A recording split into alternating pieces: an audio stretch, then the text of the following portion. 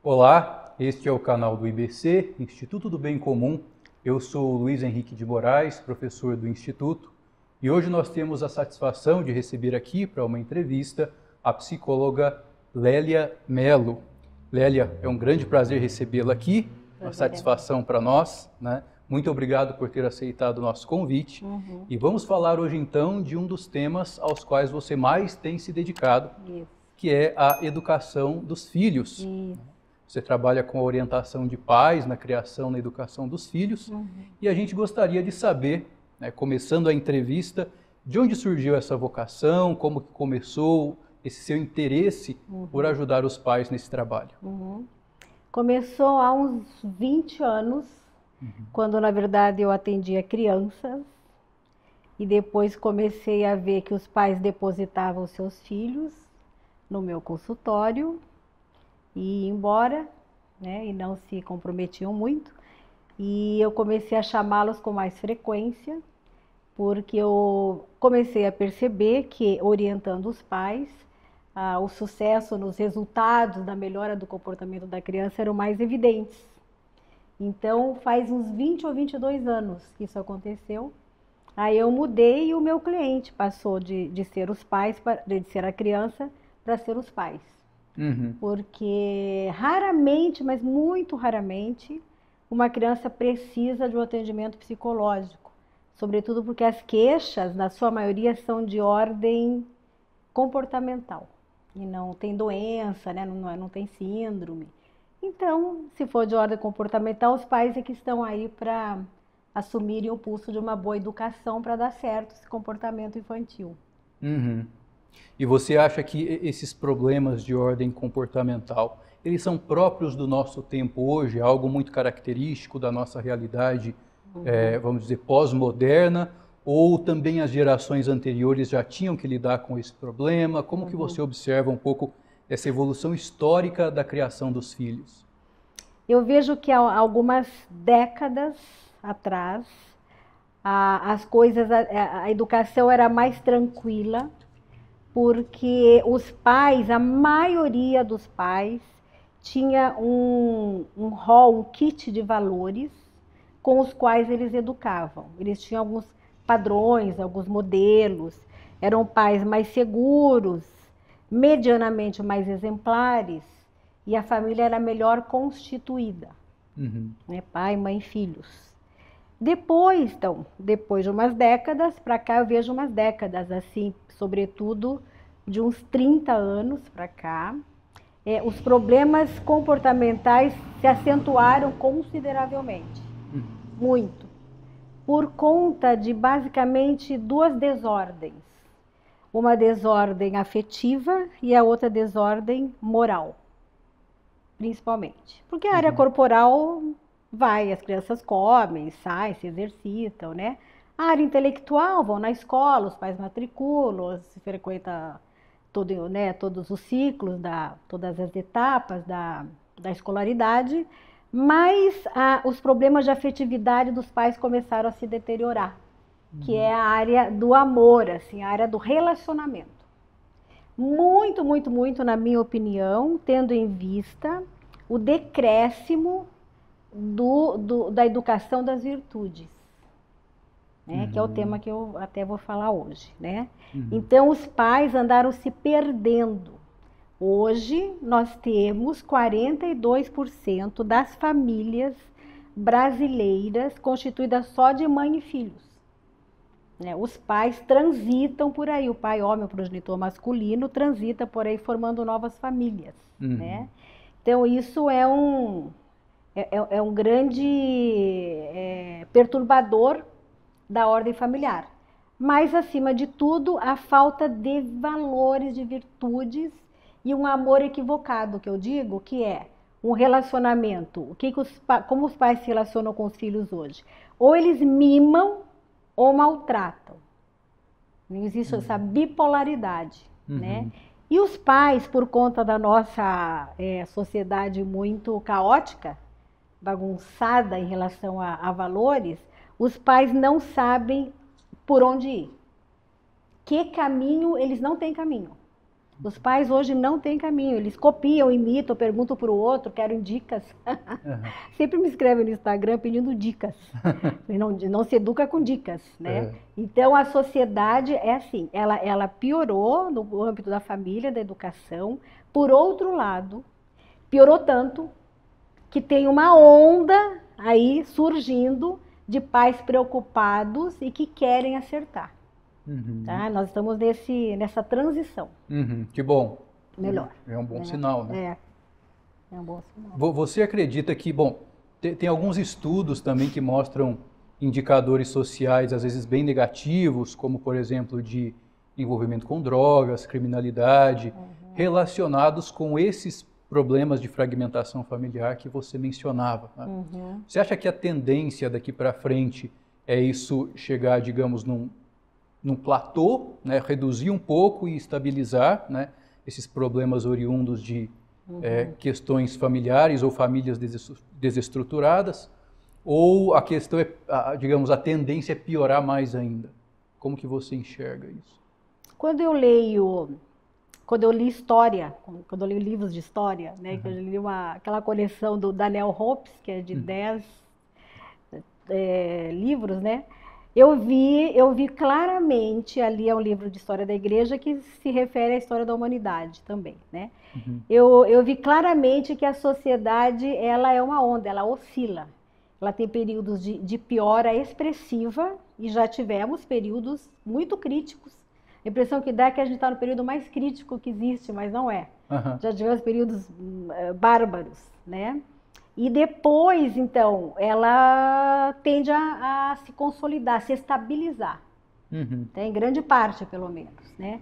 Então, eu vejo, hoje as pessoas dizem, nossa, pior do que está não dá, não tem, para onde vamos parar, né? Talvez piore um pouquinho mais, talvez piore, pode ser que aconteça, ninguém sabe bem, mas o que eu vejo é um movimento de base das pessoas, digamos, boas, preocupadas em sanar a sociedade, porque ficou tão ruim, tão evidente, ficou tão na nossa cara, que parece que você tem que correr atrás de alguma solução. Então, os bons acomodados estão saindo do seu conforto para arregaçar as mangas e trabalhar. Buscando soluções. Buscando soluções saudáveis, funcionais, né? Por uma sociedade caótica, e eu acho que esse bem vai ganhar, esse bem vai prevalecer. Uma hora ou outra. Uma hora ou outra, pode demorar um pouco mais, mas vai porque é engraçado. A gente hoje vê essas duas faixas, uma caótica, extremamente desorganizada, e a outra buscando avidamente, muitos pais, e pessoas buscando avidamente o bem, a verdade, a beleza. Que bom. Assim, como que você vê o papel das escolas nisso tudo, né? Você falava de deficiências no campo da afetividade, da moral, né? As escolas atualmente, tanto escolas públicas do Estado quanto escolas privadas, elas têm sido um auxílio para os pais nesse sentido ou têm dificultado ainda mais, né, a vida deles em termos de estímulos de condutas que em casa não são muito ordeiras, não são muito harmônicas, né? Como que você enxerga hoje o papel que as escolas têm cumprido?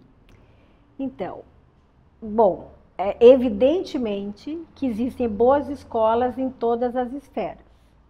Pode ter boas escolas públicas, pode ter boas escolas privadas, boas, né? Mas, de modo geral, a escola tem prestado um desserviço à família brasileira, de modo geral, porque ela não tem tratado com os problemas de desordem pessoal dentro dela. As famílias desorganizadas, os comportamentos disruptivos dos adolescentes, principalmente. Então, a escola está muito assim, preocupada no currículo, em desempenho acadêmico. Não que seja assim, responsabilidade dela lidar com problemas humanos, mas ela tinha que ser uma interventora mediana dos problemas humanos, das crianças, dos adolescentes que estão nela. E o que eu vejo é que a questão é que os educadores não estão preparados para lidar com isso. Então, recebe numericamente os alunos, às vezes escolas têm multidão de crianças, né, de alunos, mas não trabalha com qualidade a pessoa, o ser humano, às vezes não dá uma boa orientação. Às vezes só uma boa orientação, uma orientação funcional que resolva, né, que melhore muito o problema daquela família, a escola não dá, ela não se prepara para isso. Fora o que ela também absorve muito das ideologias que estão na sociedade e ela repassa, ou pelo menos é muito conivente. E isso atrapalha o bom andamento das famílias, sobretudo aquelas que querem acertar, que querem viver bem. Né? Então, às vezes, a escola é uma má influência para uma família, para o filho de um casal. Eu não sei se você concorda, assim, uma percepção que às vezes eu tenho. Parece que hoje o que nas escolas se ensina a título de cidadania, muitas vezes parece uma mera reivindicação de direitos, né? Mas que deixa de lado muitas vezes os deveres do cidadão, né? Você percebe isso também, né? A cidadania parece que foi reduzida, digamos, a uma pauta de reivindicações sociais, né? Exigências de direitos.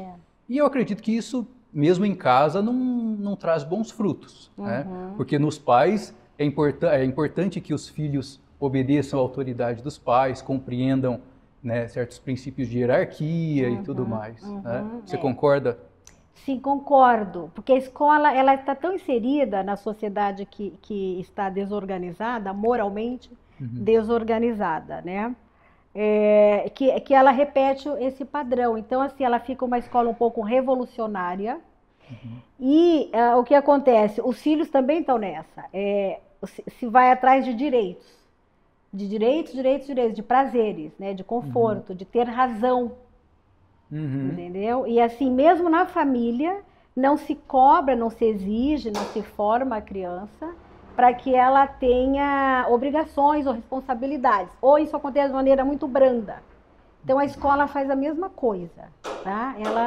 Ela cobra, e como a sociedade tem cobrado, o direito dos frágeis, dos menos favorecidos, dos menos, enfim, segundo eles, das minorias, né? Então isso cria uma sociedade mimada. Nós somos uma sociedade super mimada, em que na verdade está colapsada a autoridade. A autoridade do pai, da mãe, do professor, da professora, do diretor, do prefeito, do governo, do governador, do presidente. Toda a autoridade está muito fragilizada. Porque veio essa onda, né, dos mimados, de erguerem uma bandeira em benefício de si mesmos. Sim. Sem a contrapartida de dar. É claro que todo mundo tem direitos, óbvio, todo cidadão tem direito, né? Mas todo cidadão tem dever. De fato. As duas coisas têm que concorrer juntas. Né? Faz todo sentido. Eu gostaria de colocar para você também uma pergunta que eu recebi de uma mãe, né, que tem 3 filhos, né, amiga minha, seguidora das suas redes sociais, gosta muito do conteúdo que você publica lá. E ela pediu para que eu perguntasse para você o seguinte: quando um dos pais não colabora muito, né, em casa, assim, no exemplo que é dado aos filhos, né, deixa a desejar, né, às vezes é um pouco relaxado em casa, né, não é, digamos, aquela presença coerente de autoridade, mas também de vivência das virtudes, né? Nesses casos, como outro pai, que é um pouco mais consciente nesse sentido, como ele pode contornar essa situação de algum modo? Então, fica, de fato, não é um modelo normal, saudável, funcional de família. Esse pai está imaturo, está infantilizado, descomprometido. Não sei se é o pai ou se é a mãe, imagino que seja o pai. É mais comum. É mais comum, bem mais comum. E a mãe fica sozinha nessa seara, né? Então, a mãe, primeiro, ela tem que fazer tudo o que estiver ao seu alcance, usar todos os recursos e armas para melhorar essa condição desse pai. Mas às vezes ela acha que melhora reclamando, brigando, né? Dando bronca, chorando, gritando, enfim. Não, ela melhora. Sempre digo que sair, vai tomar um sorvete, saia, se vista bem, vai lá, elogie, converse sobre amenidades e também fale do problema. Assuma os seus, ela também tem os dela, as deficiências, ela tem que assumir, dizer que vai atrás de se esforçar para melhorar e apontar, e não só apontar, mas dizer quais são os resultados ruins desta descompostura, digamos assim, dessa irresponsabilidade, dessa imaturidade dele. O que isso afeta os filhos? Ele ama esses filhos? Se ama, de verdade, ele tem que se sentir instado a obter recursos para se melhorar. E a mulher, ela é um olhar importante. A mulher, ela enxerga nuances, detalhes que os homens não enxergam muitas vezes. Ela é uma colaboradora dele. Se ele quiser, tudo vai acontecer se ele quiser. Se ele quiser, as coisas vão melhorando, até pelo viés, pelo olhar dela.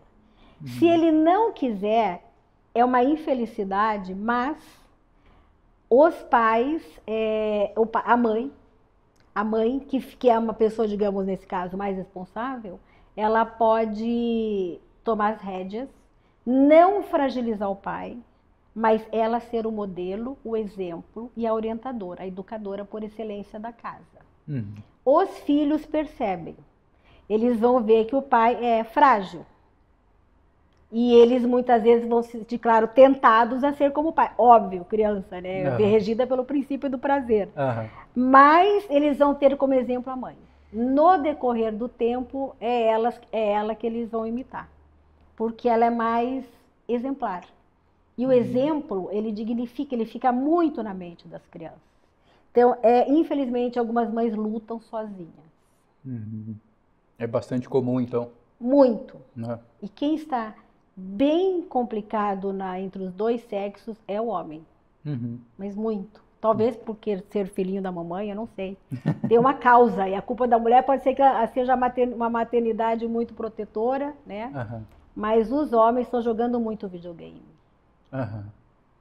E da parte das mães acontece também, por exemplo, é claro que talvez não seja tão frequente esse tipo de comportamento incoerente, mas acontece também de as mães, às vezes, colocarem uma ênfase muito grande no que tem que dar de materialmente bom para os filhos e acaba esquecendo esse outro lado da formação, da educação moral. Isso é comum também ou não?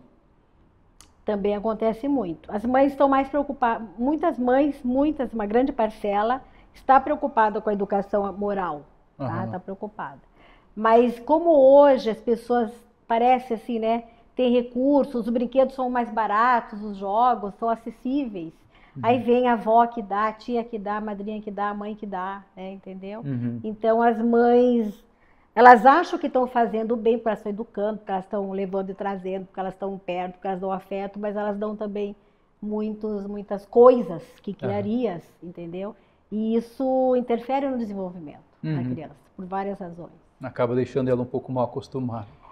Acaba deixando um pouco materialista, ansiosa. Por que ansiosa? Ganhou o presente, mas tem o outro, depois tem o outro, depois tem o outro, quer o outro, quer o próximo. Então ela não sempre na expectativa de ganhar novo, de ganhar mais. Isso é materialista, é consumista, né? Outro, mais, é galopante assim aí, né, o negócio, entendeu? As crianças tinham que ter mais brincadeiras e menos brinquedos. Essa é a equação mais saudável, assim. Muito interessante. Lélia, muito obrigado por partilhar conosco a sua experiência, os seus conhecimentos, né? O IBC está sempre aberto, esperamos ter você aqui conosco muitas outras vezes. Obrigado. Eu que agradeço estar aqui. Nós agradecemos também você que acompanhou a nossa entrevista e continue acompanhando o Instituto do Bem Comum nas nossas redes sociais, no nosso canal. Até mais!